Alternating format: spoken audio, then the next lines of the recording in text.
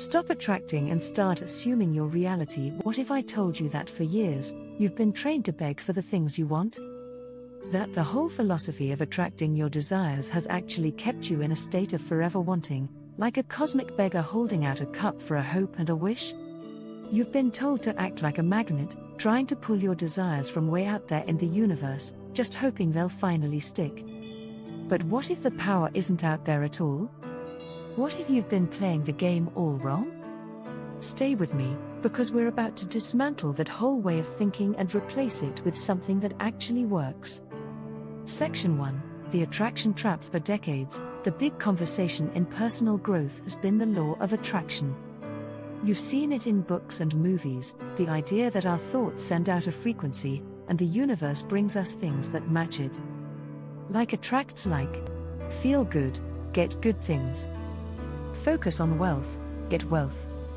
The tools are probably sitting on your desk right now: vision boards, positive affirmations, and that constant, exhausting effort to keep a high vibration. On the surface, it sounds empowering. It gives us a sense of control. But if you've been at this for a while, you've probably hit a wall. You did the visualizations. You chanted the affirmations. You tried so hard to feel good. And yet, the promotion went to someone else, the bank account didn't budge, and that relationship you dreamed of is still just a dream. So what gives? Here's where the law of attraction, as it's usually taught, sets you up to fail. It creates a separation. There's you over here, and your desire way over there. Your job is to somehow bridge that gap. But this dynamic, by its very design, reinforces a feeling of lack. Think about it. Every time you say, "I am attracting abundance," your brain hears the quiet part out loud, "because I don't have it now." You're constantly reminding yourself of what's missing. You're stuck in a loop of asking, hoping, and waiting for some outside force to finally give you what you want. That feeling of separation is the fatal flaw. It's a system that creates more longing than fulfillment, because it's built on the idea that you're incomplete without the thing you desire. And what happens when it doesn't work? You blame yourself. You just weren't positive enough. Your vibration wasn't high enough. It's a cycle that messes with your head while ignoring the one thing that's actually running the show, your core belief about who you are. Section 2. The Turning Point. The power of assumption. This is where we need a huge shift in how we look at this. The idea was brought to life by a 20th century mystic named Neville Goddard, who taught something he called the law, which we now know as the law of assumption. And this isn't just a word change, it's a complete revolution in thinking. The law of assumption says you don't attract what you want, you experience what you are. Your assumptions, the things you accept as true deep down, create your reality. There's no separation between you and your desire, because consciousness is the only reality. Now, this is a deep, metaphysical idea, not something you can prove in a lab, but stick with me. In this view, everything you see and experience is just a projection of your own mind. The world is just you, pushed out. This flips the entire model on its head. You don't need to send signals out to the universe. You just decide what's true now and start living from that place on the inside. The focus shifts from looking outside yourself to a deep, inner knowing. You stop asking, and you start assuming. In this model, your imagination is the true creative power. To change your life, you don't fight with your circumstances. You change the state of consciousness you're living from. You must assume the feeling of your wish already being fulfilled. That's the secret. It's not about wanting it, it's about mentally living in it until it feels completely normal. This isn't about being delusional. It's a disciplined mental practice. You have to assume the feeling of the wish fulfilled until it feels just as real as the chair you're sitting on. You imagine that you're already living your dream, not as a far-off wish, but as a present-day fact. Section 3. The Transformation, a tale of two mindsets. Let's make this real. Imagine a woman named Claire who wants a big promotion to become the head of her department. First, let's see how she'd handle this with the law of attraction. Claire makes a vision board with pictures of corner offices. Every morning, she affirms, "I am attracting my dream job." She tries to stay positive, obsessively checking her email for good news. She is, at her core, waiting for the world to give her permission. She's hopeful, sure, but deep down, she's uncertain. She is still Claire, the employee who wants the promotion. The separation is obvious. Now, let's watch Claire use the law of assumption. Instead of attracting, she just assumes she is already the head of the department. This is a quiet, internal shift. At night, instead of just visualizing the job title, she closes her eyes and asks herself, "How would I feel right now if I were the head of the department?"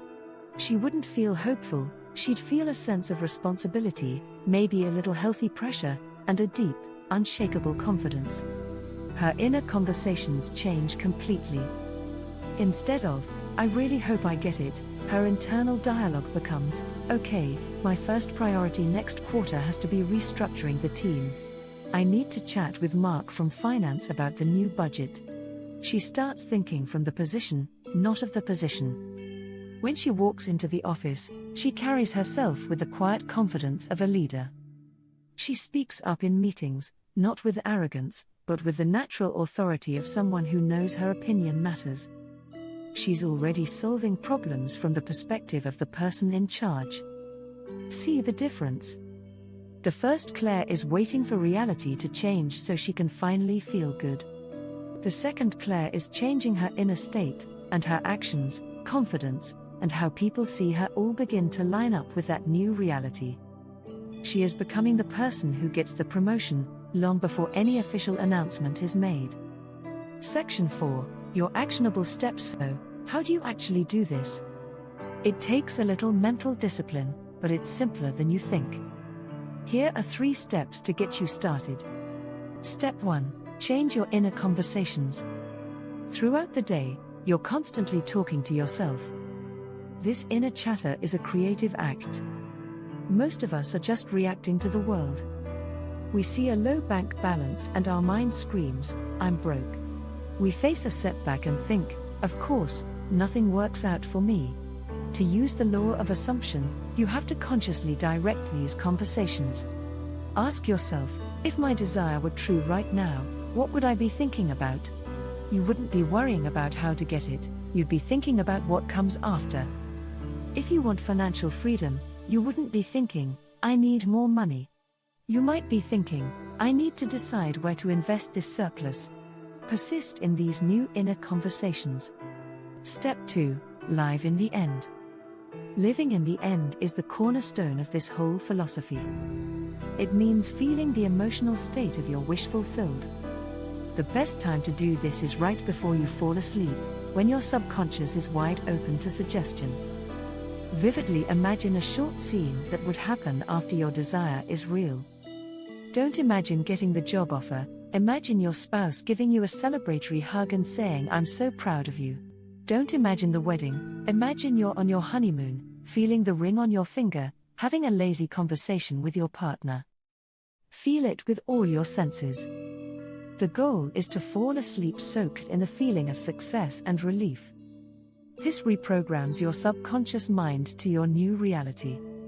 Step 3, persist in your assumption. This is the toughest and most important step. Your 5 senses are going to scream at you that nothing has changed. Your bank account will look the same. The person won't have called. This is the test. The key is to persist. When doubt shows up, you don't fight it, you just gently return to your assumption. You have to decide that your inner world is more real than the outer world, because the outer world is just a shadow of your past thinking. A persistent assumption, Neville taught, will harden into fact. Be loyal to your new reality, not the old one. Conclusion shifting from attraction to assumption is how you go from being a passenger in your life to grabbing the steering wheel. The old way tells you the power is out there and you have to pull it in. The law of assumption reminds you that the power has been inside you all along. It's not about sending out a wish and hoping it comes back to you. It's about deciding who you are now and watching the world rearrange itself to reflect that decision. Your point of power isn't in asking, begging, or wanting. It's in the quiet, confident, and persistent assumption that you already are everything you desire to be. The world is a mirror. It can only reflect the face you show it. Stop begging for a different reflection. Change your face. Assume your reality.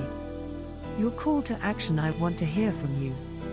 What is one assumption you are going to start living from today? Drop it in the comments below. Let's declare our new realities together.